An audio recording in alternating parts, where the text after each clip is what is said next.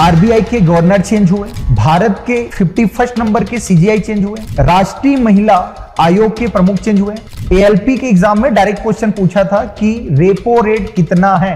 आप देख लीजिएगा, कोई भी एग्जाम में इनसे एक ना एक क्वेश्चन बनने वाला है। कंट्रोलर ऑडिटर जनरल कौन बने हैं? तो भारत के चीफ जस्टिस ऑफ इंडिया बने हैं, नाम है। तो यहां थोड़ा सा सरप्राइज रह सकते हो, भारत फाइनल में हार जाता है किससे? बांग्लादेश से। तो ये तीनों बेहद इंपॉर्टेंट इवेंट है, आपको याद होना चाहिए।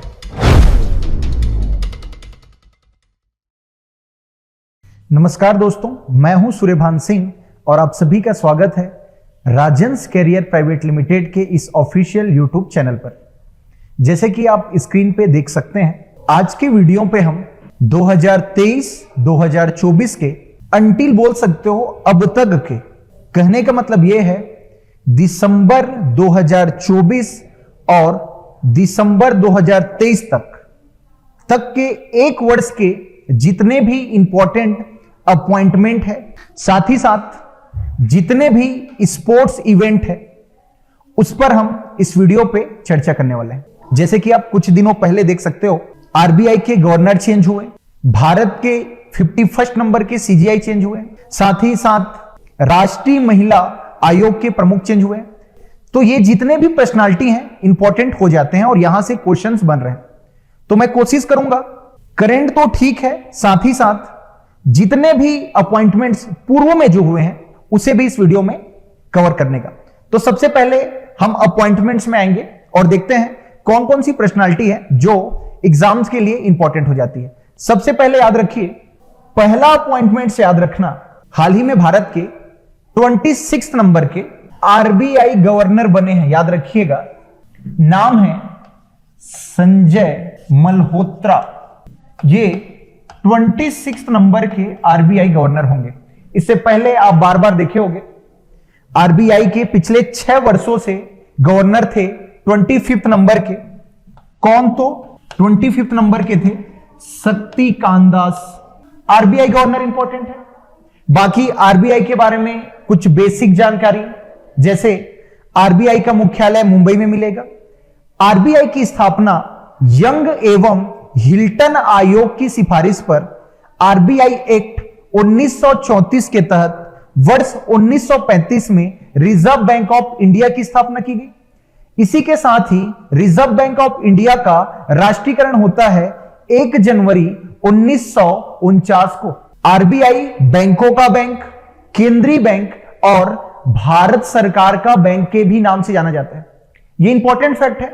एज अ स्टूडेंट और एज अ अच्छे अवेयर सिटीजन आपको आरबीआई के बारे में इतनी जानकारी होनी चाहिए। इसके अलावा आरबीआई मौद्रिक नीति भी जारी करता है। मौद्रिक नीति भारत में महंगाई को नियंत्रित करने के लिए आरबीआई के द्वारा जारी की जाती है। इसी मौद्रिक नीति के अंतर्गत हाल ही में जो रेपो रेट होता है उसे 6.50% रखा गया है आरबीआई के ही द्वारा। मौद्रिक नीति कितना है जी?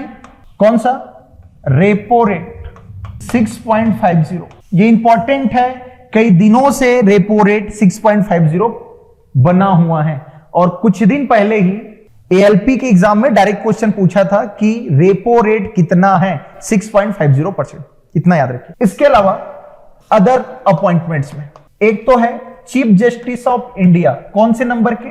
51st नंबर के। कौन बने हैं? संजीव खन्ना, बेहद इंपॉर्टेंट है। इसके अलावा कंट्रोलर ऑडिटर जनरल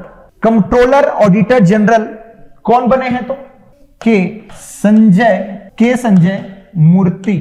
तीनों नाम बेहद इंपॉर्टेंट है। एक आरबीआई के गवर्नर बने हैं, नाम है, क्या नाम है? तो संजय मल्होत्रा।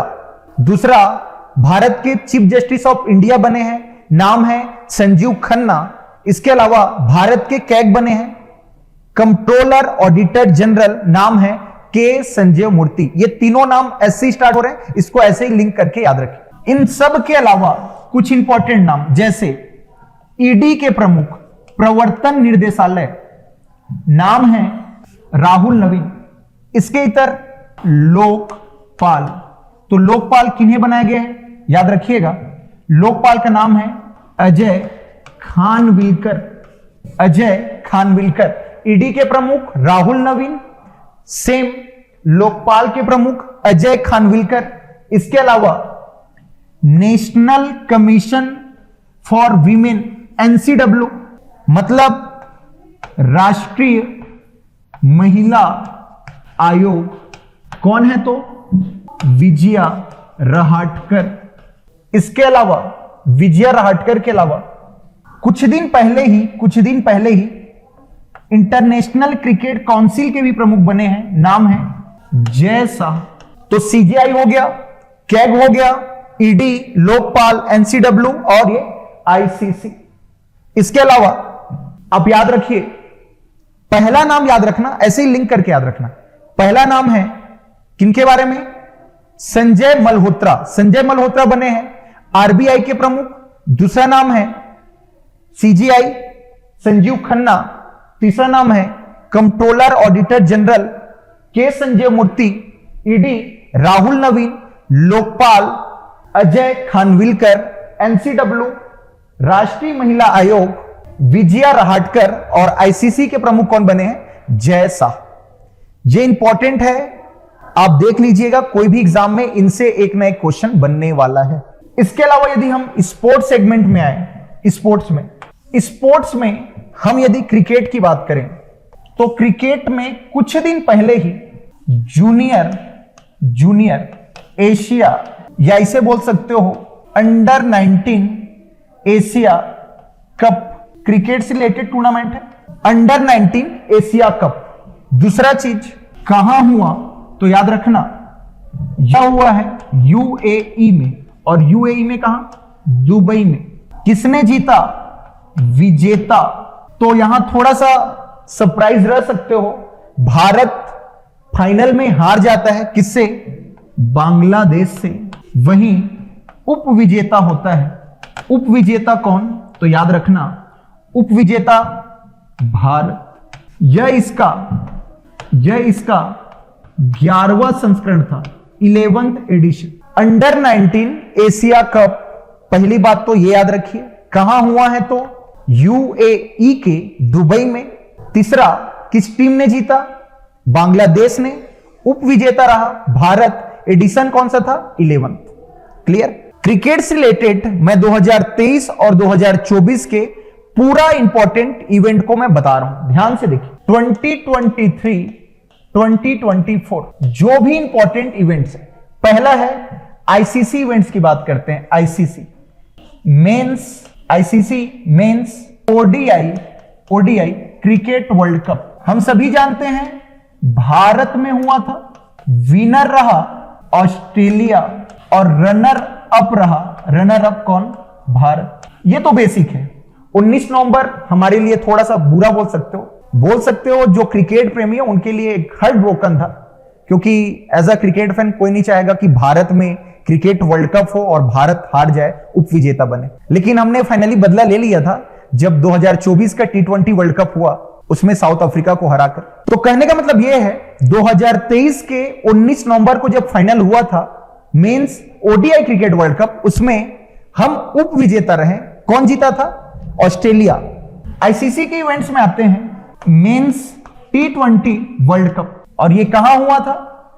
आप सभी जानते हो, यूएसए प्लस वेस्ट इंडीज में। विनर रहा भारत और रनर अप रहा कौन तो? South Africa. T20 world cup अलग है, ओडीआई वर्ल्ड कप अलग है। ओडीआई वर्ल्ड कप ऑस्ट्रेलिया ने जीता, T20 वर्ल्ड कप किसने जीता? भारत ने। यह कब हुआ था? 2023 में, और यह कब हुआ था? 2024 में। आगे बढ़ते हैं। ICC women's T20 world cup, याद रखना वो अलग पुरुषों का था। कहां हुआ तो सभी जानते हो, दुबई में। किसने जीता? विनर रहा कौन तो? विनर रहेगा न्यूजीलैंड और रनर अप साउथ अफ्रीका। यहां साउथ अफ्रीका की किस्मत खराब है, दो बार फाइनल में आने के बाद भी हार गए, महिला टीम और ये पुरुष टीम भारत से हारी और महिला टीम न्यूजीलैंड के। आगे देखिए, आईसीसी इवेंट्स में ही आगे बढ़ते हैं। आईसीसी के अलावा देखिए एशिया कप के बारे में बात करते हैं। ठीक, एशिया कप मेंस और विमेंस, यहां याद रखिएगा विनर और ये है रनर अप। तो पुरुषों का एशिया कप किसने जीता? इंडिया ने। किसे हराया? तो श्रीलंका को। महिलाओं का विनर कौन रहा? श्रीलंका। और हराया किसको? तो भारत। यहां इंटरचेंज हो गया, समझ सकते हो। पुरुषों का एशिया कप भारत ने जीता श्रीलंका को हराकर, महिलाओं का एशिया कप श्रीलंका ने जीता भारतीय महिला टीम को हराकर। ये एशिया कप के बारे में था, ऊपर आईसीसी इवेंट्स के बारे में है। अब चलते हैं बीसीसीआई के द्वारा क्या क्या कराया जाता है। देखिए, BCCI, board of control for cricket in India, ठीक है। बीसीसीआई के द्वारा रीजनल क्रिकेट टूर्नामेंट में 3 टूर्नामेंट आते हैं। एक है रणजी, एक है विजय हजारे और एक है सैयद मुश्ताक अली ट्रॉफी। तीनों को बांट के देखिए। रणजी ट्रॉफी टेस्ट फॉर्मेट में, विजय हजारे ओडीआई और वहीं सैयद मुश्ताक टी20 फॉर्मेट। 2023-24 का देखिए, 2023-24 का विनर और ये हो जाएगा रनर अप। 2023-24 का विनर रणजी ट्रॉफी कौन? मुंबई। किसे हराया? विदर्भ को।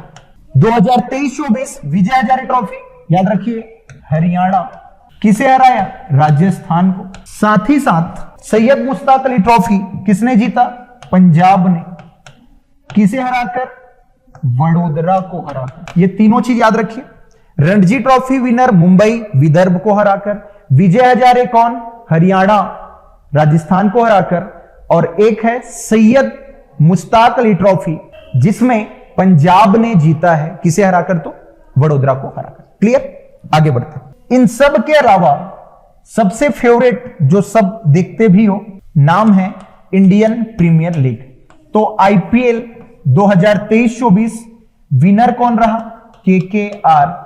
रनर अप कौन रहा? तो सनराइजर हैदराबाद। वहीं एक और जिसे आप WPL बोलते हो, महिलाओं का आईपीएल, तो महिलाओं का आईपीएल किसने जीता? विनर आरसीबी और रनर अप कौन रहेगा? तो दिल्ली कैपिटल। पुरुषों का आईपीएल केकेआर, महिलाओं का आईपीएल कौन? आरसीबी।